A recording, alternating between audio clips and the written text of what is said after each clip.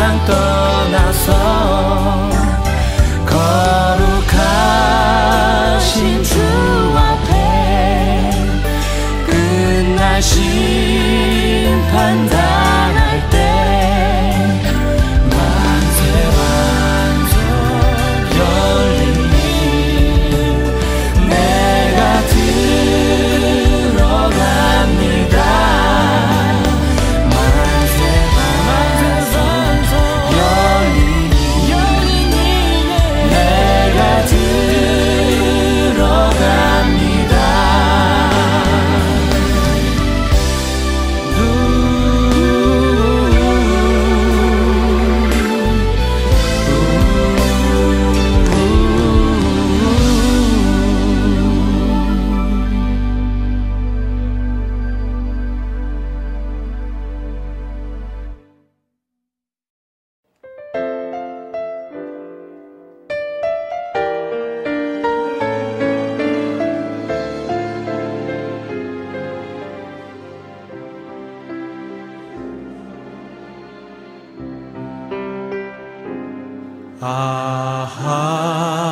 하나님의 은혜로 있을 데 없는 자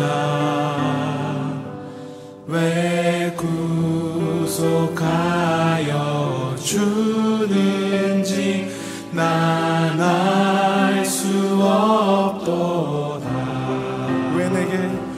왜 내게 굳센 믿음과 또 복음 주셔서 내 맘이 항상 편한지 난 알 수 없도다. 내가 믿고 또 의지함은 내 모든 형편 잘 아는 주님 늘 돌보아 주실 것을 나는 확실히 아네. 왜 내게 성령 주셔서 내 마음을 감동해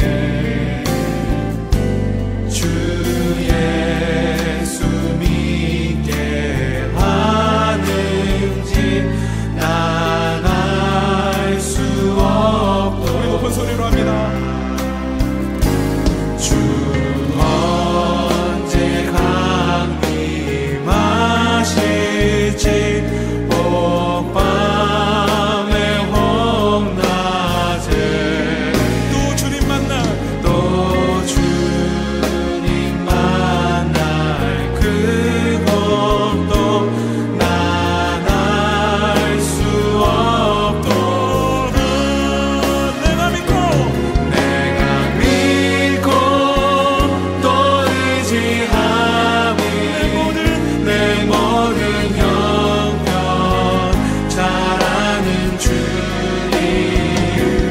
늘 돌보아 주실 것을 우리 높은 소리로 확실히 아네. 내가 믿고 또 의지함은 내 모든 형편 잘하는 내 하나님 돌보아 주실 것을 나는 확실히 내가 믿고 또 의지하는 내 모든 형편 잘하는 주님 돌보아 주실 것을 내가 확실히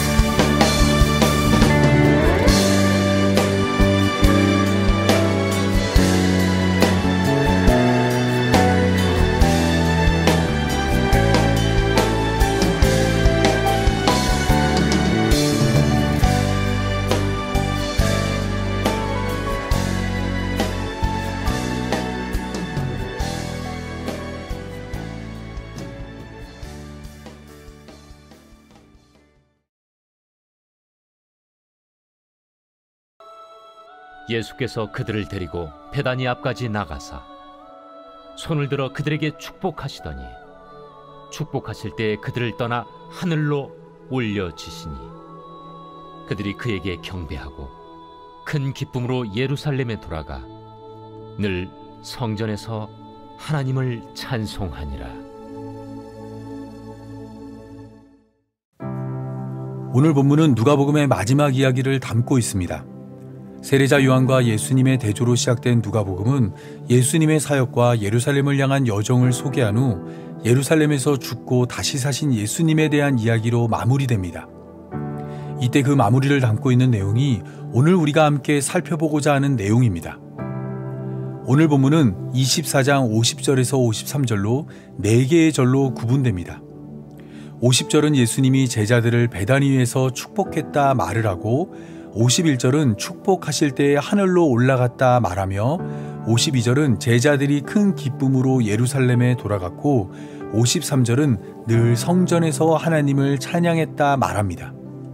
부활한 후 예수님과 함께했던 시간들을 뒤로하고 예수님과의 헤어짐을 소개하는 것으로 누가복음을 마무리하고 있습니다. 오늘 본문 50절을 개정개역은 예수께서 그들을 데리고 베다니아까지 나가사 손을 들어 그들에게 축복하시더니 라고 번역하였습니다. 이를 직역하면 그리고 그가 그들을 밖으로 베다니까지 데리고 나가셨다. 그리고 그는 그의 손들을 들어 그들을 축복하셨다가 됩니다. 헬라어 본문에 의하면 50절이 소개하는 예수님의 행동은 2개로 살펴볼 수 있습니다. 첫째는 공간의 이동이고 둘째는 제자들을 축복한 모습입니다. 먼저 공간의 이동에 대해 살펴보겠습니다. 제자들에게 이성에 머물라 명령하신 예수님은 예루살렘을 나와 베다니로 이동하였습니다. 베다니는 누가복음 19장 29절에 의하면 감람원과 연결되었고 감람원은 사도행전 1장에서 예수님이 승천한 장소로 소개됩니다. 때문에 감람원과 가까운 베다니는 누가복음 9장 51절에서 시작된 예루살렘을 향한 여행의 최종 목적지가 되며 교회의 시작과 성장의 출발점이 됩니다. 예수님은 제자들을 데리고 나가 그들을 축복하였습니다.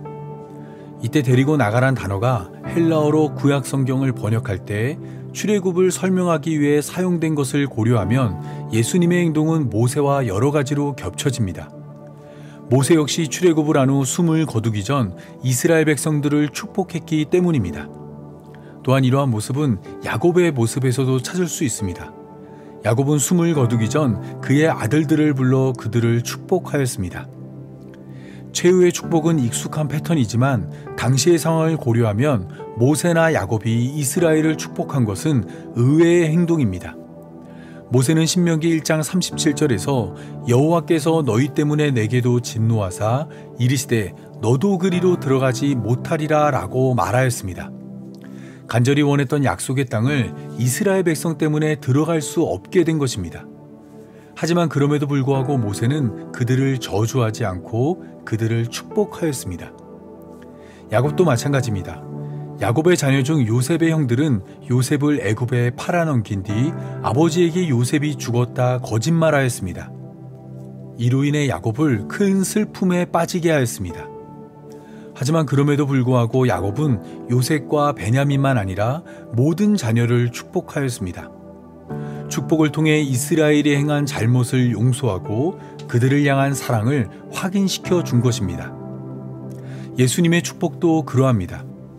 예수님의 축복은 당연한 것처럼 보이지만 예수님 앞에 선 자들은 축복을 받을 만한 자격이 없는 자들입니다. 그들은 예수님을 깨닫지 못했으며 예수님을 배신했고 부활한 예수님을 보고도 믿지 못했습니다. 하지만 그럼에도 불구하고 예수님은 그들을 용서했고 그들을 사랑하여 그들을 축복하였습니다. 아버지를 속이기 전 복은 고사하고 저주를 받을까 두려웠던 야곱처럼 제자들은 축복은 고사하고 저주를 두려워해야 할 상황에서 한량없는 예수님의 은혜가 제자들을 사랑으로 품어주었습니다. 교회로 부름받은 우리 역시 이러한 은혜로 예수님을 믿는 성도가 되었습니다. 우리의 면면을 살펴보면 우리의 삶은 죄로 인해 하나님과 원수된 삶입니다. 죄를 미워하는 하나님 앞에 죽음으로 죄의 값을 지불해야 합니다. 하지만 그럼에도 불구하고 우리를 향한 예수님의 은혜는 우리의 허다한 죄를 덮어 우리의 죄값을 대신 지불하고 자격 없는 우리를 하나님의 백성 삼아 주었습니다. 탕자가 생각했던 것처럼 하나님의 품꾼이 되어야 할 우리를 하나님의 자녀가 되게 하신 것입니다. 오늘 본문 51절은 축복하실 때에 그들을 떠나 하늘로 올려지시니 라고 말하고 있습니다. 이를 직역하면 그리고 그가 그들을 축복하실 때에 그 일이 일어났다.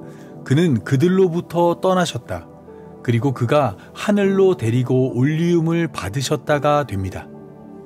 헬라어 본문을 따를 경우 예수님의 행동은 크게 세 가지로 살필 수 있습니다.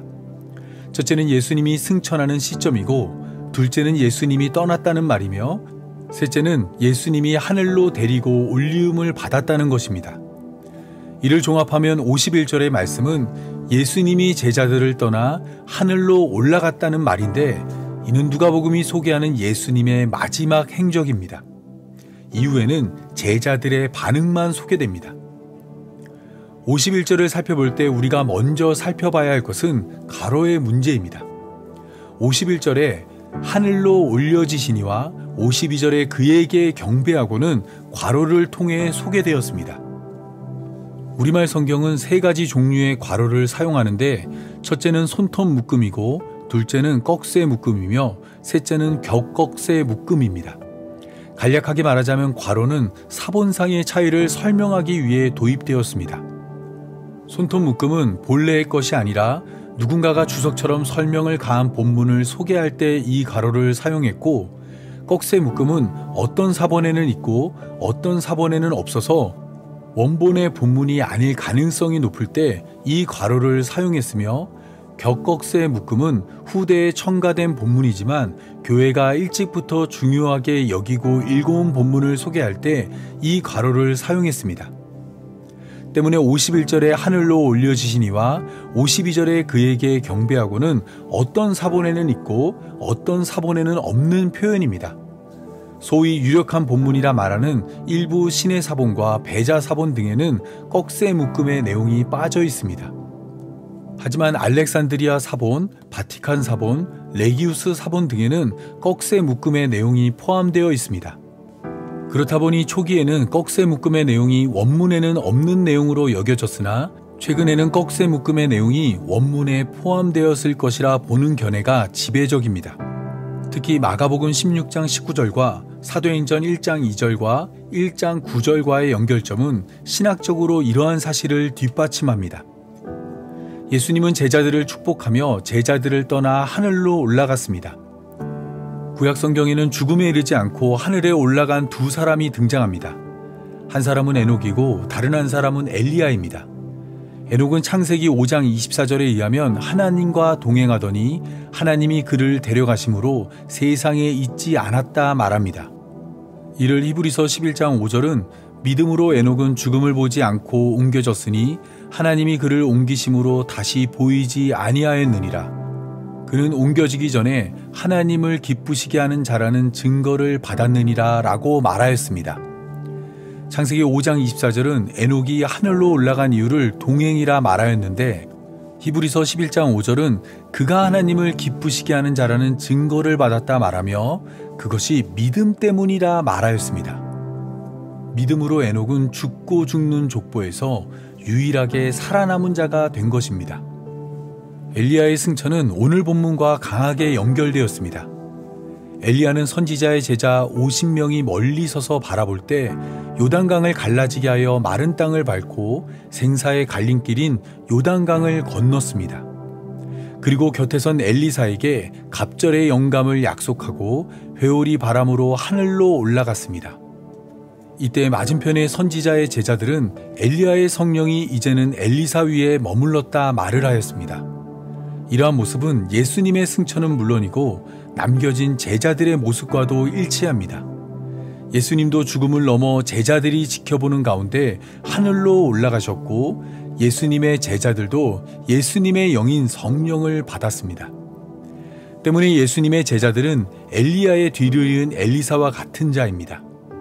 엘리사가 엘리야로부터 갑절의 영감을 받은 것처럼 예수님의 제자들은 예수님의 영인 성령을 받아 많은 일을 해야 합니다.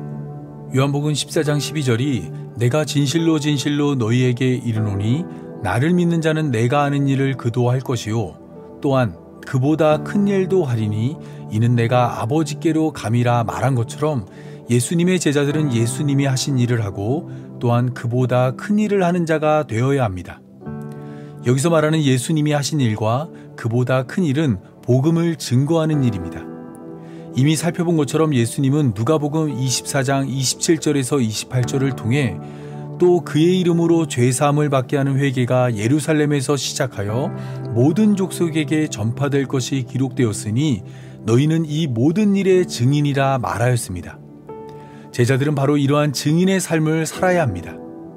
예수님이 복음을 증거한 것처럼 복음을 증거하고 예수님이 복음을 증거한 사람보다 더 많은 이들에게 복음을 증거해야 합니다. 누가가 기록한 사도행전의 기록은 바로 이러한 사실을 담고 있습니다. 엘리사와 같은 사명으로 성령을 받은 제자들이 예루살렘과 온 유대와 사마리아와 땅끝까지 복음을 증거하는 자가 되었습니다. 따라서 교회로 부름받은 우리 역시 이러한 사실을 기억하고 엘리사와 같은 사명으로 성령을 받아 복음을 증거하는 자가 되어야 합니다. 하늘로 올라가신 예수님의 뒤를 이어 예수님이 하신 일을 하고 그보다 큰 일을 하는 제자가 우리임을 기억해야 합니다.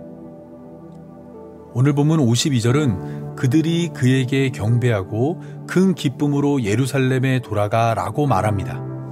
이를 직역하면 그리고 그들이 그를 경배하고 큰 기쁨을 가지고 예루살렘으로 돌아갔다가 됩니다. 여기서부터 남은 두 개의 구절은 예수님이 주어가 아니라 제자들이 주어입니다. 남은 두 구절을 통해 예수님의 최종적 활동을 지켜본 제자들의 반응과 행동을 소개하고 있습니다. 52절이 소개하는 제자들의 반응은 크게 두 개로 나누어 살펴볼 수 있습니다. 첫째는 예수님을 경배하고 둘째는 큰 기쁨으로 예루살렘에 돌아갔다는 것입니다. 예수님이 하늘로 올라가자 예수님의 제자들은 예수님을 경배했는데 이때 경배라는 단어는 땅에 엎드려 절하다라는 뜻을 가지고 있습니다. 이러한 모습은 역시 엘리야가 하늘로 올라갔을 때 이를 지켜본 선지자의 제자들이 보인 반응과 같습니다. 그들은 엘리야가 하늘로 올라간 후 성령이 엘리사 위에 머문 것을 보고 그에게 나아가 땅에 엎드려 그에게 경배했습니다. 또한 이러한 모습은 사사기 13장 30절에도 나타납니다. 여호와의 사자가 제단 불꽃에 휩싸여 하늘로 올라가자 마노아와 그의 아내가 그것을 보고 그들의 얼굴을 땅에 대고 엎드렸습니다. 신적 존재에 대한 경외가 땅에 엎드린 경배로 나타난 것입니다. 때문에 예수님을 경배한 제자들의 반응은 예수님을 향한 그들의 생각이 바뀌었다는 것을 보여줍니다. 이전까지 예수님의 제자들은 예수님을 존경하며 따랐지만 예수님을 경배의 대상으로 생각하지 않았습니다. 예수님을 좋은 선생이나 탁월한 선지자로만 생각했습니다. 한 걸음 더 나아가 예수님을 그리스도로 고백할 때도 있었지만 이 역시 예수님을 경배의 대상으로 인정한 것은 아닙니다. 당시 제자들이 생각한 그리스도는 이스라엘을 구원하기 위해 하나님이 보낸 자일 뿐 하나님이 우리에게 온 것이라 생각하지 못했습니다. 우리 중 하나가 되신 하나님을 이해할 수 없었기에 그리스도는 구원을 위한 수단과 방법일 뿐 경배의 대상이라 생각하지 못했습니다. 하지만 죽음에서 부활한 예수님이 하늘로 올라가자 제자들의 생각에 변화가 생겼습니다. 동고동락하며 예수님의 인성에 쏠렸던 제자들의 마음이 죽음을 이기고 하늘로 올라간 예수님을 바라보므로 예수님의 신성의 마음이 쏠렸습니다. 예수님은 좋은 선생이나 탁월한 선지자만 아니라 하나님으로 우리에게 오신 그리스도라는 것을 알게 된 것입니다. 따라서 제자들은 그 앞에 엎드릴 수밖에 없었습니다. 빌립보서 2장 8절에서 11절이 말하고 있는 것처럼 예수님은 십자가에 달려 죽었지만 하나님이 그를 지극히 높여 모든 이름 위에 뛰어난 이름을 주사 하늘에 있는 자들과 땅에 있는 자들과 땅 아래에 있는 자들로 모든 무릎을 예수님의 이름 앞에 꿇게 하시고 모든 입으로 예수 그리스도를 주라 시인하여 하나님 아버지께 영광을 돌리게 하신 것입니다. 그래서 예수님의 제자들은 큰 기쁨으로 예루살렘에 돌아갔습니다. 제자들이 예루살렘에 돌아간 이유는 누가복음 24장 49절에서 이 성에 머물라 말씀하신 예수님의 명령에 순종하기 위해서입니다. 사도행전 1장 8절에서 예수님은 오직 성령이 너희에게 임하시면 너희가 권능을 받고 예루살렘과 온 유대와 사마리아와 땅끝까지 이르러 내 증인이 된다 말하였는데 제자들은 이 일을 위해 예루살렘에 머물러야 했습니다. 예루살렘에서 하나님이 약속한 성령을 기다려야 했습니다. 예루살렘으로 돌아간 제자들은 예수님과 헤어졌지만 슬퍼하지 않았습니다. 십자가에서 예수님과 헤어졌을 때는 두려움과 근심이 그들을 짓눌렀지만 이번에는 제자들에게 큰 기쁨이 임하였습니다. 십자가에서 헤어짐과 승천의 헤어짐 사이에 큰 변화가 있었기 때문입니다. 그 첫 번째는 제자들이 성경을 깨달은 것이고, 두 번째는 제자들이 부활한 예수님을 본 것이며, 세 번째는 성령을 약속받은 것입니다. 부활한 예수님이 40일 동안 제자들과 함께하며 제자들로 하여금 이러한 변화를 이끌어내었습니다. 때문에 예수님의 제자들은 누가복음 18장이 소개하는 어떤 관원과 다른 길을 걷는 자가 되었습니다. 어떤 관원은 그가 가진 많은 것을 다 팔아 가난한 자에게 나누어 주고 예수님을 따르라는 명령에 근심하며 집으로 돌아갔습니다. 자신이 가진 재물과 하늘의 보화를 저울질했을 때 자신이 가진 재물이 하늘의 보화만큼 좋아 보였기 때문입니다. 하지만 예수님의 제자들은 하늘의 보화를 이 땅의 보물보다 값지게 생각했습니다. 밭에서 감추인 보화를 발견한 사람이 기뻐하며 집으로 돌아가 자신의 모든 소유를 팔아 그 밭을 사는 것처럼 예수님의 제자들은 예수님을 통해 하늘의 보화를 발견했고 기뻐하며 예루살렘으로 돌아가 자신의 재산과 소유를 팔아 각 사람의 필요를 따라 나누어 주었습니다. 예수님을 통해 깨달은 성경과 부활한 예수님의 모습과 약속한 성령이 반드시 임한다는 믿음이 그들을 큰 기쁨으로 인도한 것입니다. 존 파이퍼 목사님은 기독교 희락주의를 외치며 사람의 제일 되는 목적은 영원토록 하나님을 즐거워함으로써 하나님을 영화롭게 하는 것이라 말합니다. 이때 사람이란 존재가 하나님을 즐거워할 수 있는 이유는 하나님이 죄에서 우리를 구원했기 때문입니다. 그 외의 이유들은 잠시 우리를 즐겁게 하지만 모래시계와 같이 그 한계가 분명합니다. 새 집이 헌집이 되고 새 차가 헌차가 되며 건강한 육체는 반드시 병들고 기적같이 병이 나아도 결국엔 해가 저물듯 죽음을 피하지 못합니다. 오직 한 번의 제사로 영원히 온전하게 하시는 하나님의 구원만이 우리의 참된 기쁨이 됩니다. 오늘 본문 53절은 누가복음의 마지막 구절로 늘 성전에서 하나님을 찬송하니라 라고 말합니다. 이를 직역하면 그들이 하나님을 찬양하며 내내 성전에 있었다가 됩니다. 예수님의 제자들은 성전에서 하나님을 찬양했습니다. 이러한 제자들의 모습은 이미 성전을 지배한 종교 지도자들과 다르지 않았습니다. 종교 지도자들도 항상 성전에 머물며 하나님을 찬송했습니다. 말끝마다 하나님의 이름을 불렀고 모든 것이 하나님과 연결되었으며 오직 하나님의 영광만을 위해 사는 것처럼 행동했습니다. 제자들의 모습이나 종교 지도자들의 모습이나 겉으로 보여지는 것에는 다른 점이 없었습니다. 하지만 겉모습을 걷어내고 안의 내용을 살펴보면 성전이라는 같은 건물에서 예수님의 제자들과 종교 지도자들은 서로 다른 하나님을 찬양했습니다.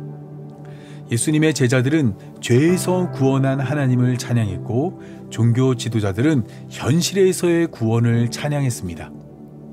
예수님의 제자들은 오직 은혜로 구원하는 하나님을 찬양했고 종교 지도자들은 그들의 행위로 구원할 하나님을 찬양했습니다. 때문에 같은 공간에서 하나님을 찬양했음에도 예수님의 제자들과 종교 지도자들은 공존할 수 없었습니다. 끝이 다르다는 이단처럼 그 시작은 같았지만 결국엔 예수님의 제자들과 종교 지도자들은 서로 다른 길을 걸었습니다. 예수님의 제자들은 길이 좁아 찾는 이가 적은 좁은 문으로 향했고 종교 지도자들은 길이 넓어 찾는 이가 많은 넓은 문으로 걸었습니다. 길을 걷는 동안 좁은 길은 실패한 길로 보였고 넓은 길은 성공한 길로 보였습니다.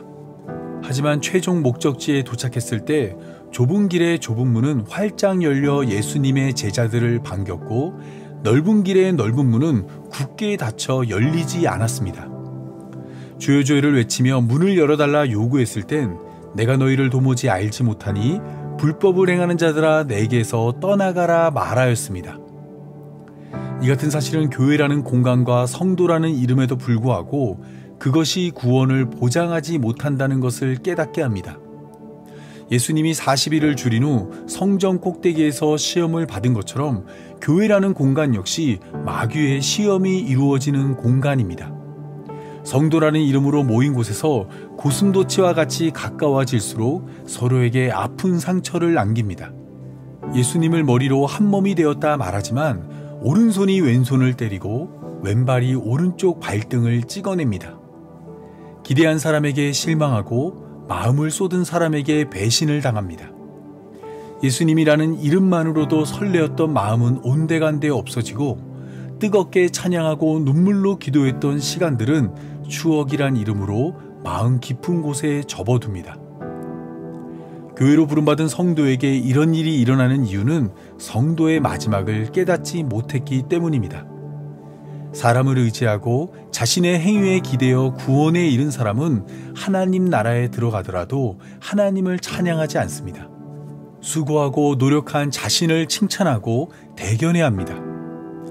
하지만 오늘 본문과 같이 예수님의 사역과 죽음 그리고 부활과 승천을 목격하여 구원이 오직 하나님의 은혜라는 것을 깨달은 자는 하나님 나라에 들어갔을 때 하나님을 찬양하지 않을 수 없습니다.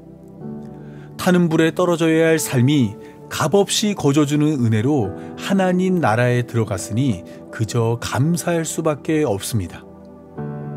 하나님은 바로 이러한 삶으로 우리를 부르셨습니다. 우리 중 하나가 되신 예수님의 삶을 통해 오직 구원이 하나님의 은혜라는 것을 깨달아 하나님을 영화롭게 하고 영원토록 하나님을 즐거워하는 성도가 되게 하였습니다. 성경이 말하고 예수님이 성취한 구원을 바라보므로 찬양하지 않고는 견딜 수 없는 삶이 되게 하신 것입니다.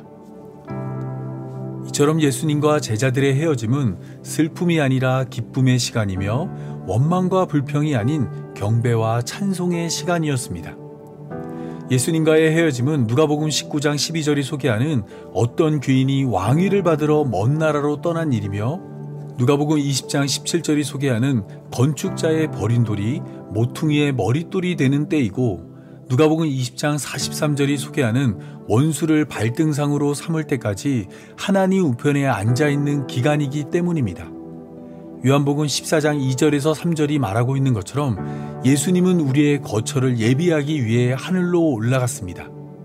그리고 그 거처가 다 준비되면 우리를 구원하기 위해 이 땅에 다시 오실 것입니다. 그때까지 우리는 요한복음 14장 1절이 말하고 있는 것처럼 근심하지 말고 하나님을 믿으니 또한 예수님을 믿어야 합니다.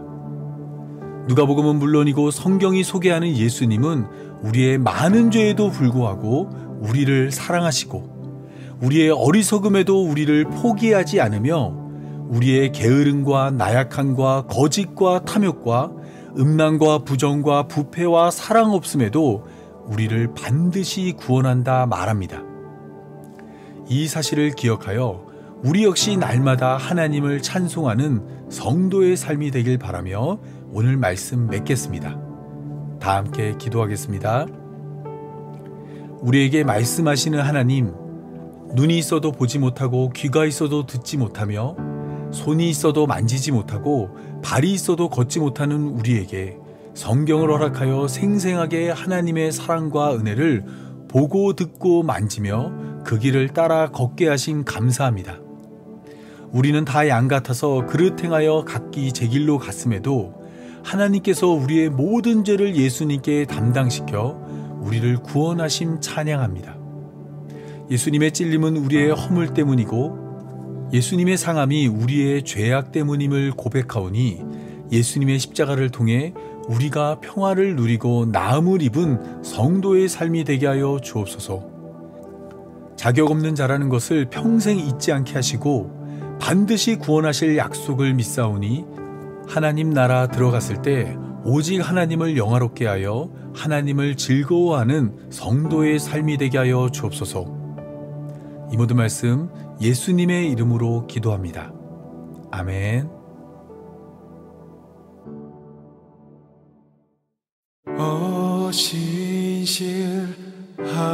신실하신 주 내 아버지여,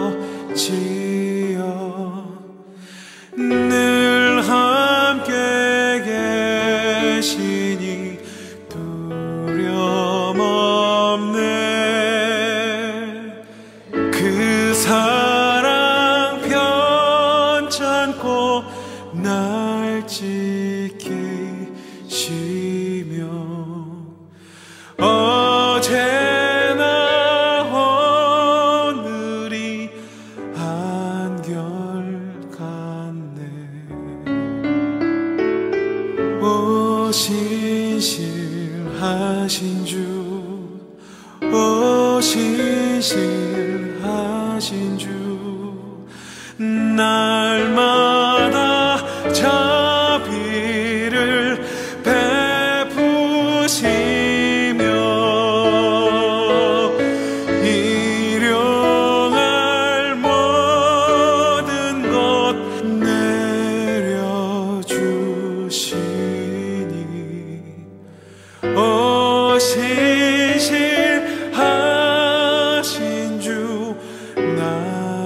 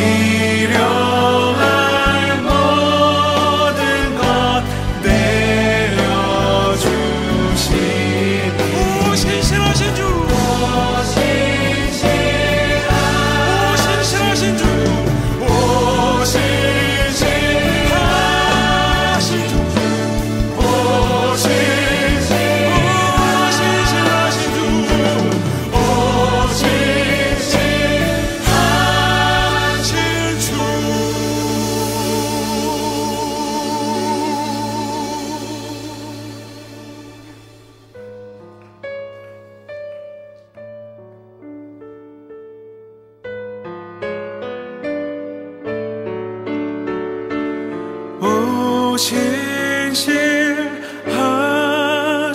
주, 오 신실하신 주, 오 신실하신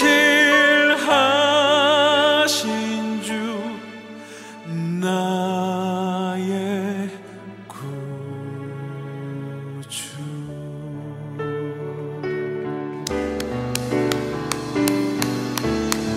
신실하신 하나님, 우리를 돌보시는, 우리와 함께 하시는 그 거룩하신 하나님의 은혜를 우리가 기뻐합니다. 평생 우리와 함께 동행하시고, 우리가 연약할 때에도, 우리가 강건할 때에도 우리와 함께 역사하시는 그 하나님을 우리가 믿음으로. 이제는 우리가 경배하는 예수님의 은혜와 우리가 찬송하는 하나님의 사랑과 우리가 믿고 따르는 성령의 인도하심이 오직 은혜로 구원에 이르길 원하는 모든 성도들과 영원토록 함께하길 간절히 축원하옵나이다.